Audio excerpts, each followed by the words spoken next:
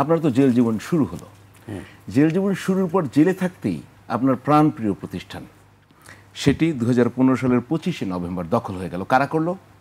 শেখ হাসিনার তখনকার বিশেষ সহকারী আব্দুস সাবান গোলাপের নেতৃত্বে S Alam group. S Alam group কারা?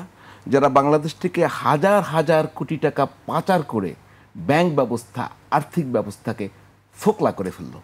এটা কিভাবে সম্ভব? আপনার মালিকানা একটি প্রতিষ্ঠান সেটি দখল করলো, আপনি কি বুঝতে পারলেন এবং কারা এটার নেপথ্যে? আসলে এটা এই যে দখলটা শেখ হাসিনার নির্দেশে এবং সম্মতিতে হয়েছে। এটা বাস্তবায়ন করেছে এই আব্দুস সোবহান গোলাপ বাস্তবায়ন করেছে। সাথে সংস্থা ছিল, গোয়েন্দা সংস্থা এবং যত আপনার প্রশাসন এবং এস আলম। এটা কেন?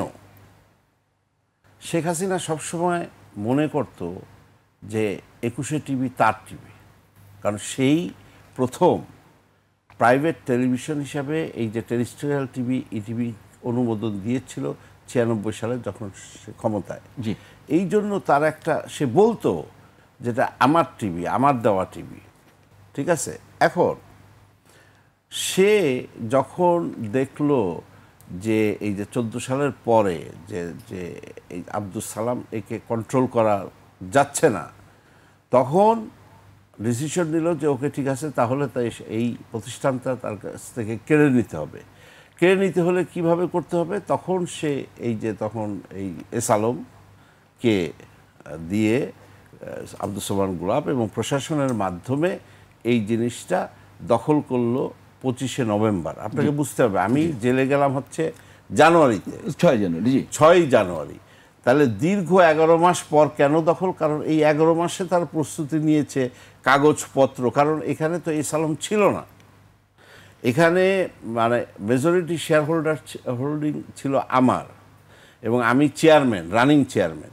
এখন তাহলে এই প্রতিষ্ঠানটাকে আপনি কিভাবে এরকম জবরদখল করে, দখল করে কাগজপত্র কিভাবে করবেন?